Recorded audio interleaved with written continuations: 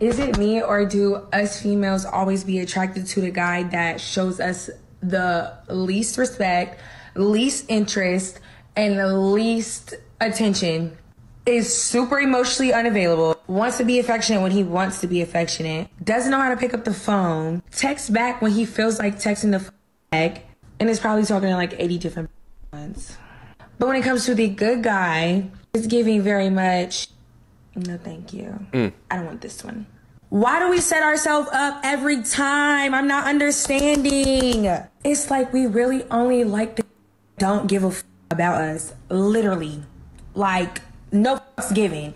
That's the one I want. The one that does not give a about me. So similar to the last ones, the logic here is completely non-existent. And the vicious cycle continues, because think about it. She'll go off and get pregnant by the dude that never cared, never really gave her the time of the day, and then complain that he's an ain't shit father when that's what she chose. And this is the fundamental reason why chivalry is completely and utterly dead, because modern men are adapting to this new version of woman that responds better to dudes that are not good for them. But yeah, this is why chivalry is dead. This is why men become dogs to a degree. This is why men try to exude Chad energy when it's really not at their nature, who they are as a person. If you're around women that are in healthy marriages, healthy relationships, ask them, did their husband or significant other treat them as if they didn't matter or cared about them? I think asking that simple question will help your logic get to the bottom of this.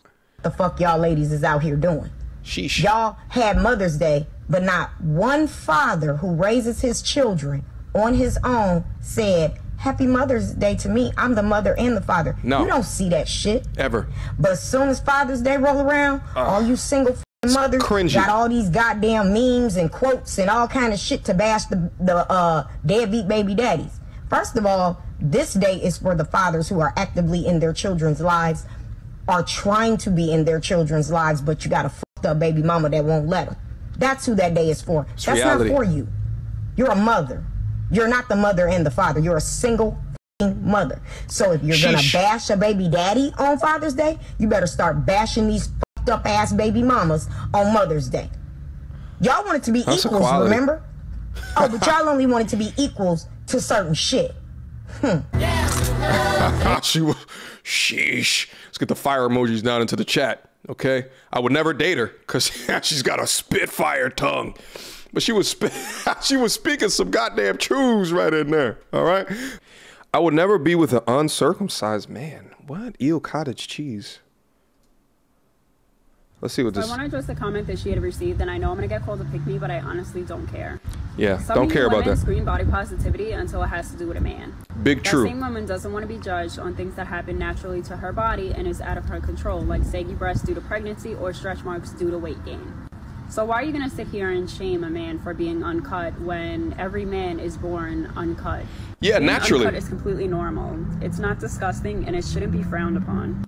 Now let's move on to that thing that you called cottage cheese. That so-called cottage cheese substance is called smegma. It's a buildup of skin cells, oil, and moisture. And if you really knew how the human body worked, you would know that males and females get smegma. Do this, yeah. Uncut men develop smegma in their foreskin. They have to pull it back to wash it. But so do females. Females develop smegma in between the labia minora and the labia majora. Yeah. Hence why we have to shift and move around to wash in between the crevices. In conclusion, we all have a little smegma. It shouldn't be a buildup of it, but we do develop some smegma throughout the day. It goes away once we shower. You practice good hygiene tips. Let's stop shaming people for having normal human bodily functions. Big true. So interesting about this discussion right here, this is one I've not ever talked about or addressed on the channel, is that when you consider what we are used to as a people and as a society, she's absolutely right. That is what's natural. That's what's natural. So to have like the assumption that you would never do that with a dude that is, you know, body is a little bit out of the norm, but then that out of the norm is a surgery that happened when said person was a baby to make them indoctrinated into a Christian society, right? Like, and now it's so much custom that no one even thinks or bats an eye at it. Well, I guess some people do, but most of us don't bat an eye at it and just consider it normal. But you know, it also has messed it up as well. Porn is, it's completely, porn has made circumcision normal, and porn has also made completely shaven beavers normal as well. Think about it. Think about the early porns like back in the 70s and shit like that. Like everybody was hairy. The other day I was at Target and I was looking for clothes for my son. I was in the toddler section and I saw two shirts side by side. One of them was pink and it said, "The future is female." And the one next to it was for boys and it said, "Goofy guy." Wow. And I just have to say, this idea that the future is female is such a load of crap. I don't know if you guys missed biology class. Yeah, you need male and female. But in order for there to be any kind of future at all, there needs to be females and males. And I just hate this whole idea that we're teaching children, by the way, and it's a battle between men and women, who can make the most money, who can be more successful, who can run the world.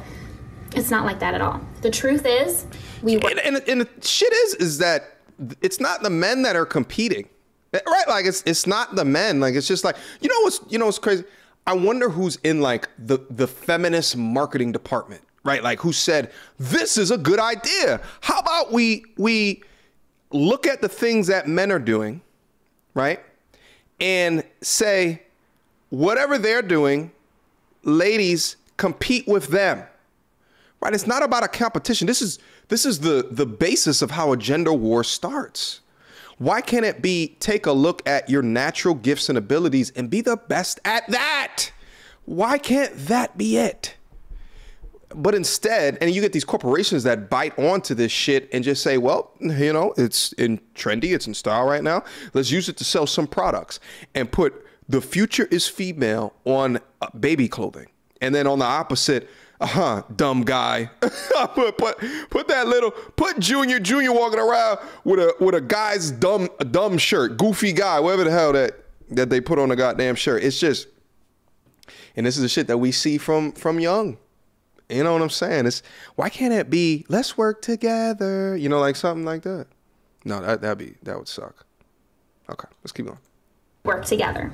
And that is how we build a successful future. And that's what we need to be teaching our children. Maybe it's not that bad. It bothers you that another woman is good to her man and you think she's being too good to her man. Wow. Yeah, that happens. I just want to know why. It's projection because for their loss. The woman that you're talking about projection for what they don't have. Happens to be someone that a man is treating like a queen. She's had his babies. He's good to their children. He pays their mortgage. He makes sure nobody goes without anything they need. And if he can't do it, he will find a way to have it done. So his family is provided for, is taken care of. It's reciprocal. And he's good to his wife. He keeps that romance going. Now, he's not perfect, but neither is she. The point is, what they're doing works for them. So don't go talking negative about their relationship.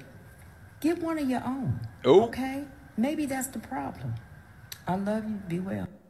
What's so interesting about that is that, yeah, you know, that's why they say that, you know, women in relationships and married women, right, like, you know, they should no longer be in the similar echo chambers before they, you know, got into that position, because then you start to get the infliction of the torment of those in positions that wish that they were in your position. And they begin to subtly manipulate or subtly break down. And it's to degree gaslighting, because it's introducing things that don't really exist, but it's to completely shift how you consider, right? It's to say like, well, you're doing too much. Well, you know, if he's treating her like a queen, then why can't she treat him like a king? There's nothing wrong with that, because it's reciprocal in nature. But there's something today, there's something being inflicted in the modern lady today to not only be okay with treating a man like a king, but then even knowing how to do it. Men are aligned with our roles and what it is that we are supposed to contribute. But if you ask modern ladies today, what is it that they can contribute or supposed to contribute?